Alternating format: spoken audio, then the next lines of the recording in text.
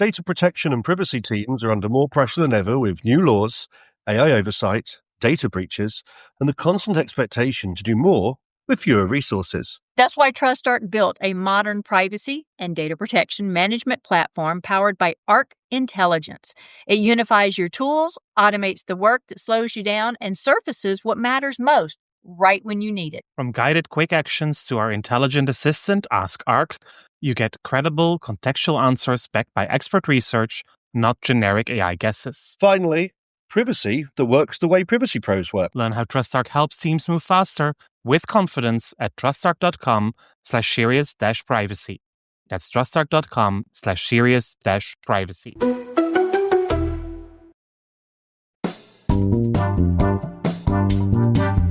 You're listening to Serious Privacy by TrustArc.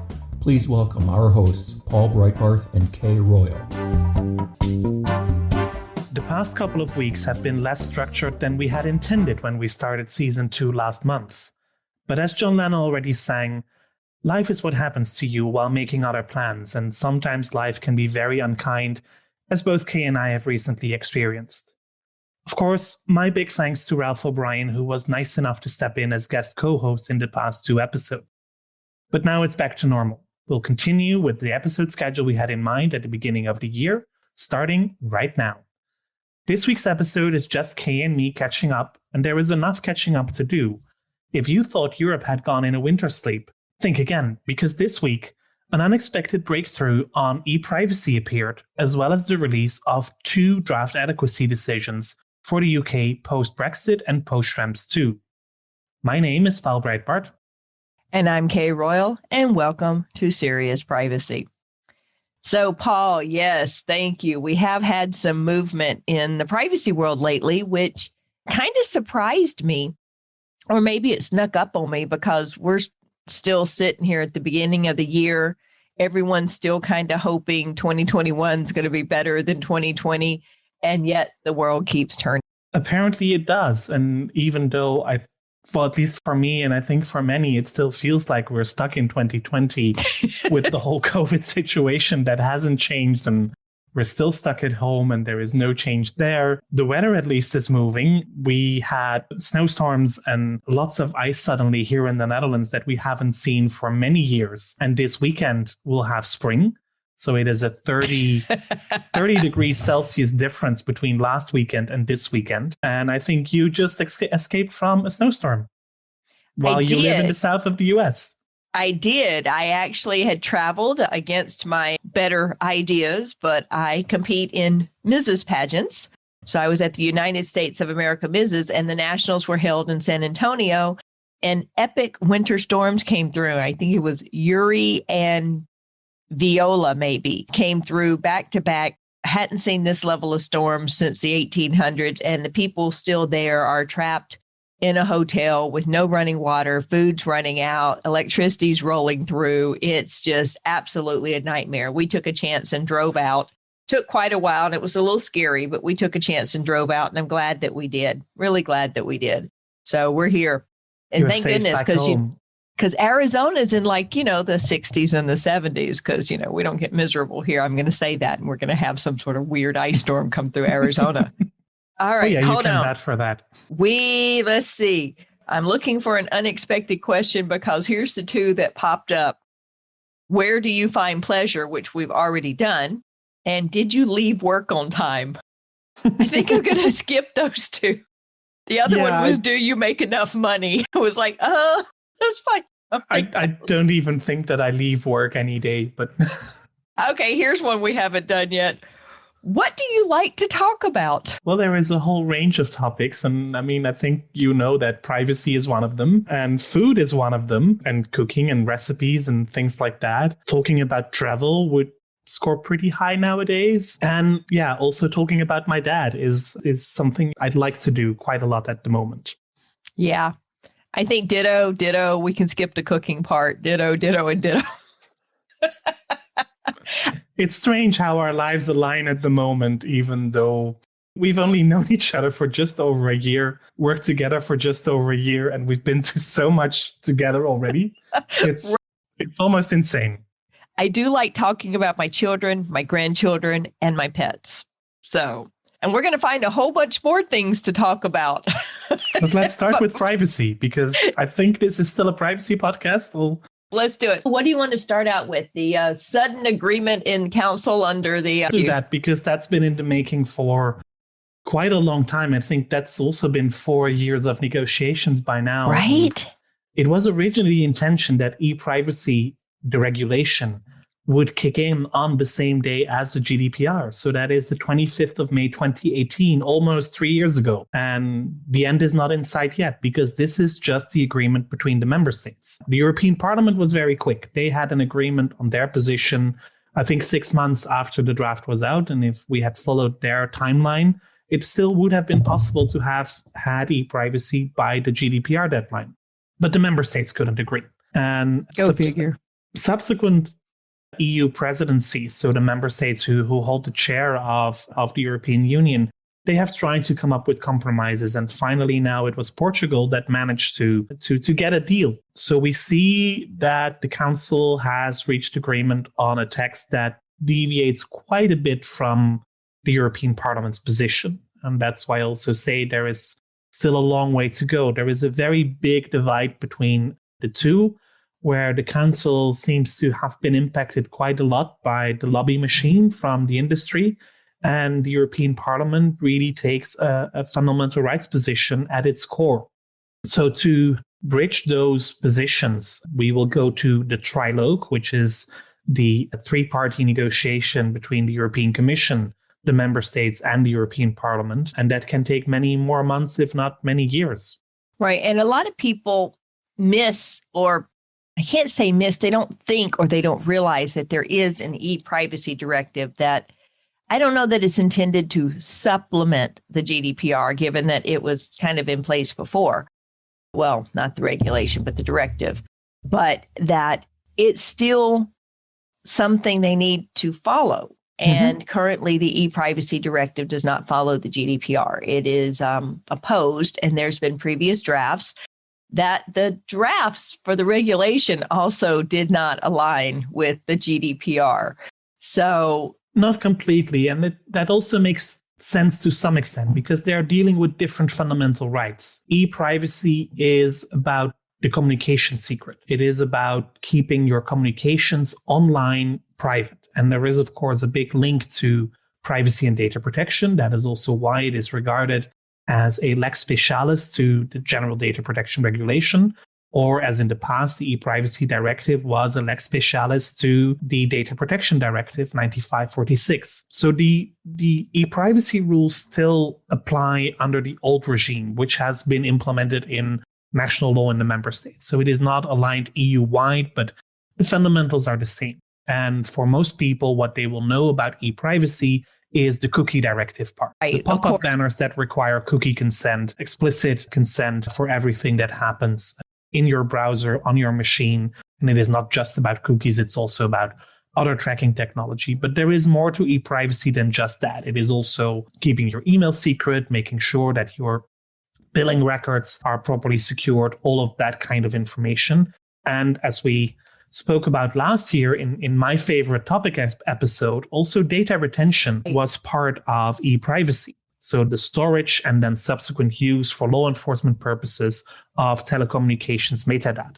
And that whole discussion is now back on the table. The metadata element seems to be a huge piece of disagreement among people of what private companies can do, what they can keep, everything like that. So I expect that we're going to start seeing some pretty significant movement in the e-privacy regulation, which will be really good. I don't know that everyone's going to necessarily like what the outcome is going to be, but I think it'd be really good to have it settled and have something on the table that we need to work with. Well, I'm not so sure at the moment. If the council draft is the draft to prevail, then probably I prefer to keep the old legislation in combination with the GDPR, because there is a lot of criticism on this e-privacy draft from the council. And I think a lot of that criticism is fair if you look at it from the fundamental rights perspective. One of the German commissioners, Ulrich Kelbo, we had on the podcast last year, he warned that there is a risk that this regulation would fall below what is foundational to data protection rights. One of my former colleagues, Shuran Nas, who wrote an extensive blog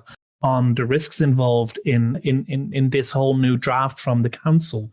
And especially if you look at that data retention issue, it seems that the Council just ignores all the case law from the Court of Justice of the European Union about massive and unrestricted data collection. And it is not just one case, but by now it's 6 or 7 cases, including the ones from last year against Belgium, France, and the United Kingdom, the Privacy International and Quadrature du Net cases that we discussed as well. So I'm not so sure that the Council position is the best way to move forward. Right. Maybe the European Parliament can get it up to scratch, but that will take a lot of negotiations.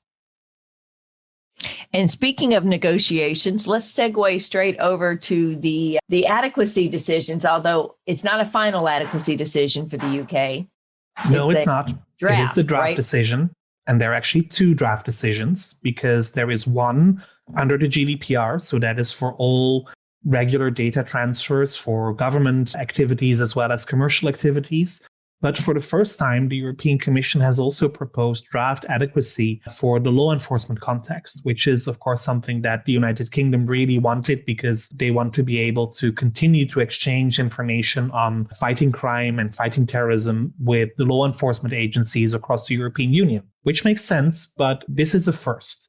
And where in the past we saw usually a handful of pages and then 4 or 5 articles as the basis for an adequacy decision, right now we have 88 pages for the GDPR and 51 pages for the law enforcement decision, all with explanations on why this would be a good idea, all with analysis of the UK legal framework, the UK legal practice, the oversight mechanisms that exist, the redress mechanisms that exist. And that is, of course, all to do with the Schrems II decision. I think about half of the general adequacy decision under the GDPR relates to government access to personal information, to the government surveillance, to the Investigatory Powers Tribunal and other oversight mechanisms that exist in the United Kingdom. So really trying to dig deep into the criticism that the European Court of Justice had on the US system and trying to avoid that they would come up with similar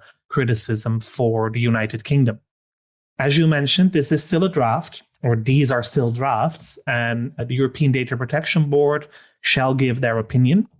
I was going to say, this isn't a draft like the UK has to do anything else. It's a draft decision that now goes in front of the board for the board to issue the final opinion. And also the member states are allowed to give advice. Okay, sorry, non-binding opinion. Yeah, it's non-binding. And that is a problem in itself. As some members of the European Parliament have already commented, it seems like this will be more of a political decision, or it might be more of a political decision than a legal decision based on the merits of the analysis.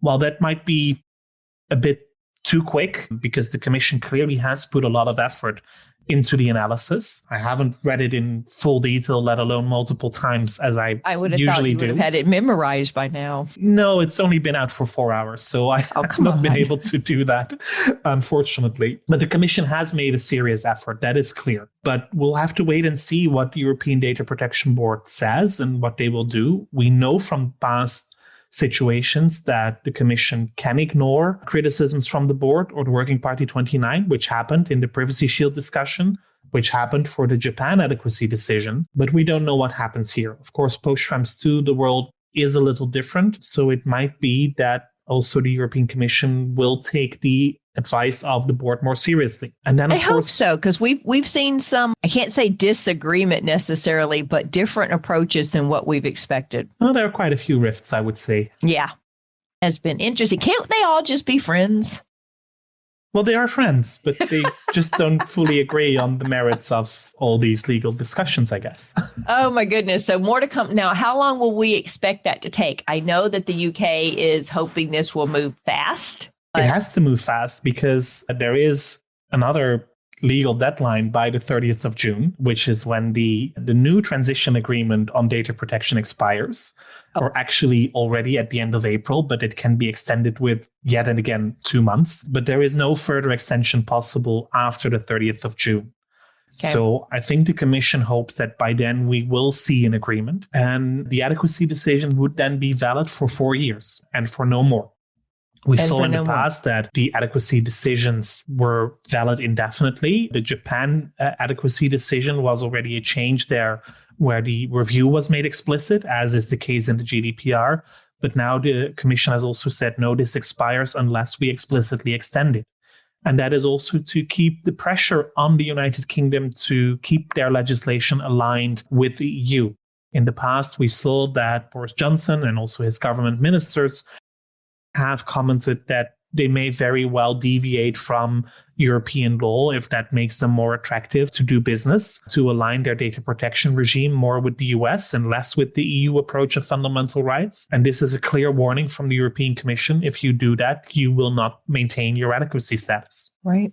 And I think for the other countries that they have, it's my impression they are not going to go back and impose a deadline for re-review, but they are reviewing them, such as Canada's review for adequacy is coming up.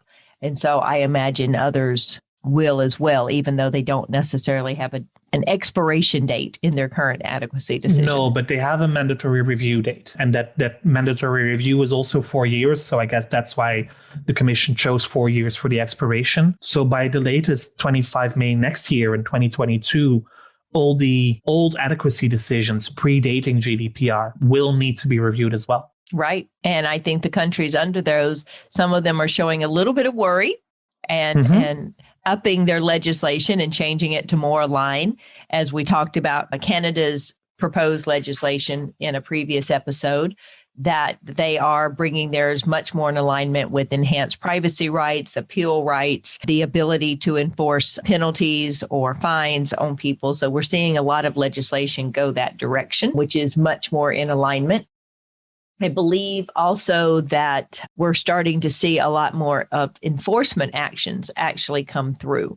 And that brings to mind some of the enforcement actions that we've seen recently come out of Europe that have made headlines. I mean, there was a big one we just saw in Italy. I believe it was with Facebook. That was actually pretty surprising.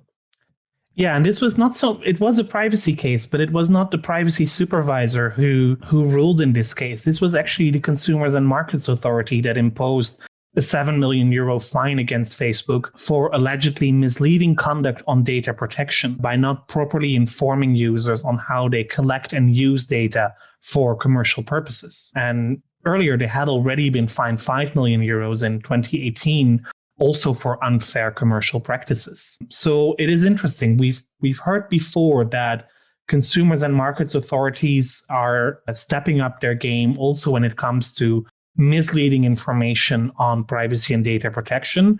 Obviously, we've been aware from that from the US, where the only possibility for the Federal Trade Commission to act on privacy issues would be for unfair and deceptive practices. But that is now also being taken on in Europe. And I think that is only a very positive development.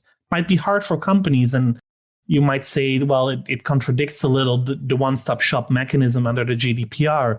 At the same time, while we see that the DPAs are swamped, I think it is a good way that also other supervisory authorities step in if they have the powers to do so. Right.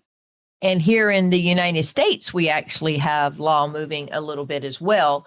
We don't do a whole lot of talking about HIPAA and other things because we in privacy seem to be more enthralled by what's going on in other countries.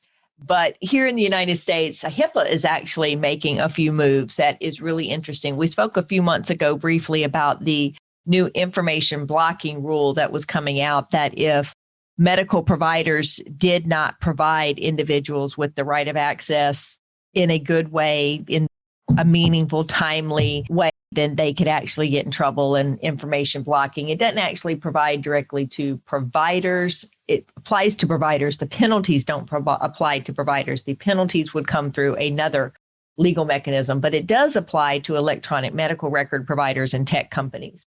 Now there's a couple of others that have come out. They have a cybersecurity safe harbor that specifically states that the Secretary of the Department of Health and Human Services shall consider whether the companies, covered entities, or business associates have adequately demonstrated that for the past 12 months, they have recognized security practices in place. And this can mitigate the fines This can result in favorable early termination of any audits they might be under. And it can also mitigate the remedies that might otherwise agree to. But they go further. And this is the interesting part. Recognized security practices specifically mean the standards, guidelines, best practices, methodologies, procedures, and processes developed under blah, blah, the National Institute for Standards and Technology. So it means NIST, or it means the ones under the Cybersecurity Act, which there is a big report out by the Cybersecurity Act Task Force that I don't know very many people that pay a whole lot of attention to it, but it's out there and it has guides and it's actually very, very good. We'll link to it. Or any other programs or processes that address cybersecurity and that are developed, recognized, or promulgated through regulations under other statutory authorities, which might let out ISO, because ISO is not developed, recognized, or promulgated through regulations. No, that's completely independent. But if NIST is included, that is a very positive step. Would it then include both the privacy and the security set, or just the security set? Well, it says security practices. So they probably are addressing security, but having the privacy in there, as well, would be really good. I just thought that was really interesting that HIPAA is letting out. Now, here's the thing. Since it's not a requirement, there's no penalty for companies that don't do it. There's just a potential reward for companies that do. So right now it's not required. This is a carrot, exactly. And so it goes through, which I think is really interesting. The Cybersecurity Act actually has guides out there for small organizations, goes through the basic pillars that you would imagine would be there. But there are a few other things that we've talked about that has happened with HIPAA. For example, the enforcement latitude that they have in order for, if you had to use a business associate during the time of COVID and you didn't have time to do your due diligence or put the agreements in place, that's fine. There's been waivers of others where they've had, so public health emergencies, they're able to put in certain waivers of enforcement, which is pretty interesting. Can only happen if it's in an emergency. And right now they've had, I think, 4 or 5 enforcement discretions where they've done online or web-based scheduling applications for COVID vaccination appointments, enforcement discretion for community-based testing sites, enforcement discretion for using them with business associates, as we talked about, and for telehealth, being able to deliver telehealth. So this enforcement discretion means that even if you violated HIPAA through these actions, because of the public health emergency, the need to get the care to people, they have the discretion whether or not to issue penalties or not. Oh, Doesn't mean you do it willy-nilly, but it does mean it gives the providers some latitude. And they've issued a lot of guidance. Some of the other things here in the United States that have happened, specifically when it comes to HIPAA, there's not a whole lot of activity for waivers or exceptions under Gramm-Leach-Bliley, the financial, or under FERPA, the education. But there is a safe harbor for cybersecurity tech donations. So apparently companies want to donate technology, whether it's software or hardware, to healthcare companies through COVID, but yet there's all these anti-kickback and Stark laws about how you can pay or not pay. So there is a safe harbor for cybersecurity tech donations. And that's something that's temporary, or is that indefinite duration? It is I believe this one is a definite. Funny enough, I don't know that part. I believe this one is not necessarily temporarily, but I believe where it applies to, it would actually be considered temporary once the COVID goes through, but the law itself would stay on the book. So if something else similar happened again, I believe it would also kick in. But it's the anti-kickback statute and the Stark law that both have this donation. They're pretty much identical, but there are some differences between them. But there's no limitation on who's a donor or who's a recipient. There's flexibility on whether or not you have what kind of written agreement you have in place. There has to be a written agreement, but they don't specify exactly what it has to be. It could just be an email. Exactly. It just has to be written. It has to be, the donor does not directly take into account the volume of value of referrals or any other business. The recipient cannot require the donation as a condition of doing business, and the arrangement has to be documented in writing, whatever that writing looks like. Anti-kickback adds a little bit more to it, but that's really interesting. And then we talked about the information blocking, or mentioned it. I'm not giving tons of detail here, but the other is there is right now a proposed revision to the right of access. And this is what made me think of HIPAA when you mentioned it earlier, because they have HIPAA has always had individual rights since it passed in 1996, and IP address has always been part of the individual's data under protected health information. But they just put out proposed revisions. I think comment may have just closed, including a shortened time frame to respond to individuals. I think it goes to 15 days from 30, reduces identity verification requirements.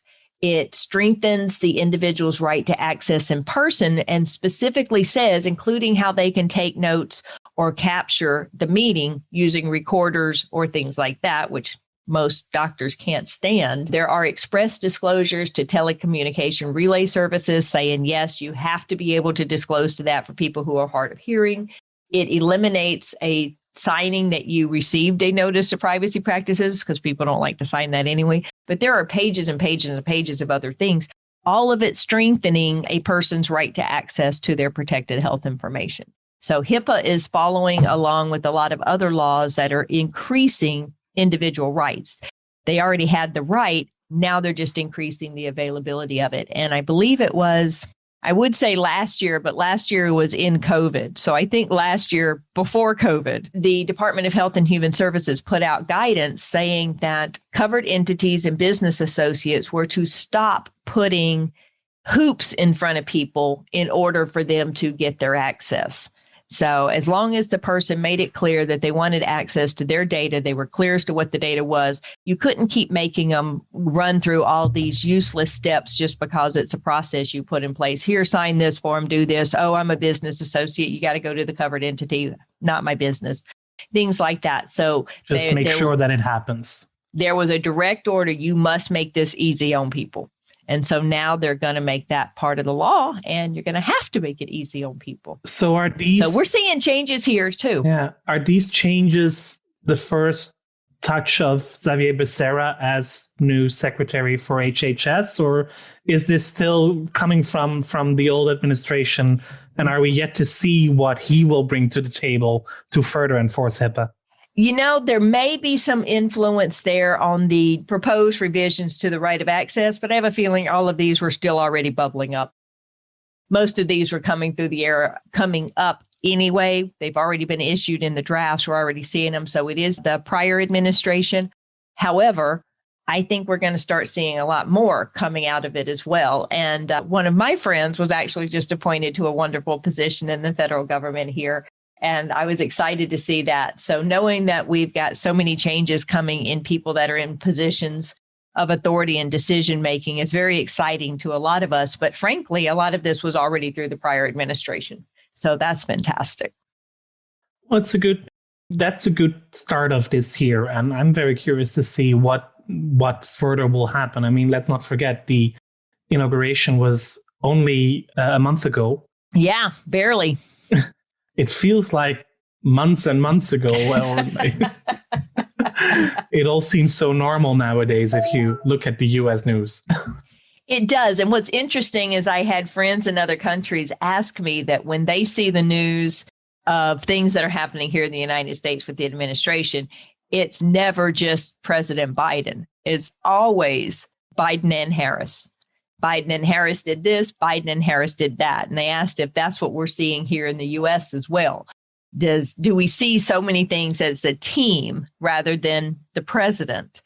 And I said, funny enough, when it comes to all the executive orders that he signed the first few days in, it was always President Biden.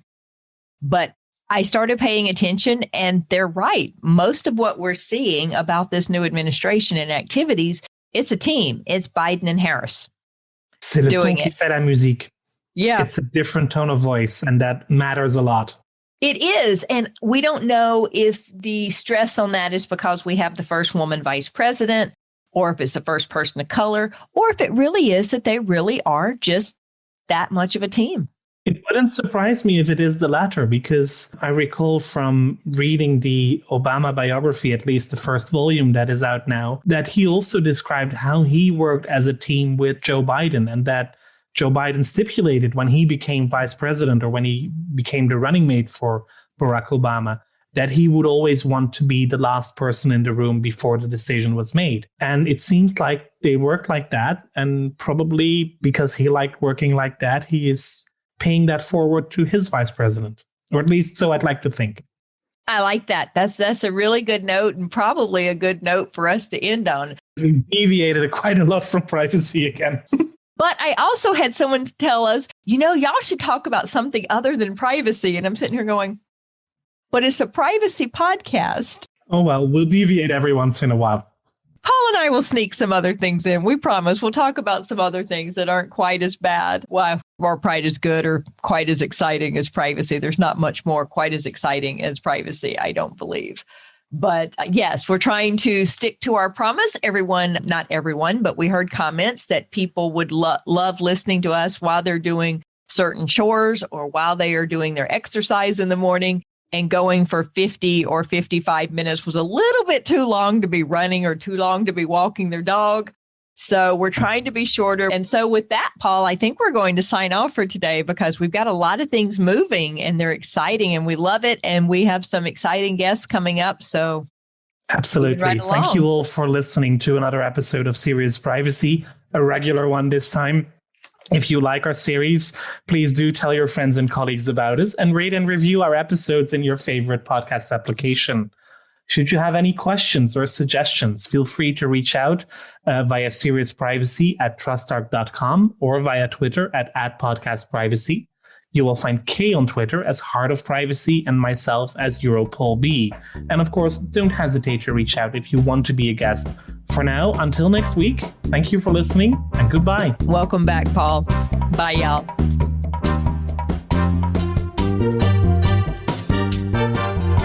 That was Serious Privacy.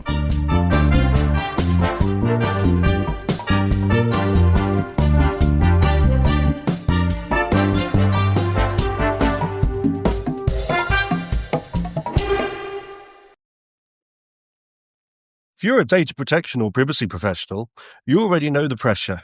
Non-stop regulatory change, AI oversight, internal demands, and the expectation to somehow stay ahead of it all. And the old patchwork of tools just isn't cutting it anymore. No, that's why TrustArc created a modern privacy management platform powered by Arc Intelligence. The TrustArc platform brings your workflows, evidence, research, tasks, and applications all together in one unified and intelligent workspace so you don't waste time digging, clicking, or context switching. With Ask Arc, your privacy assistant, you can ask plain language questions about laws, jurisdictions, or even your own program data and get credible, cited answers based on NIMD research and more than 1,000 global laws. It's explainable, transparent, and purpose-built for data protection and privacy. So if you need to add a vendor, create a cookie banner, or start an assessment, quick actions take formally complex tasks, turn them into bite-sized guided workflows to save you time. It's a platform that thinks like you, works like you, and helps you move faster with confidence, whether you're a seasoned DPO or you're just getting started. See how modern privacy gets done. Explore Arc at trustarc.com/serious-privacy. That's trustarc.com/serious-privacy.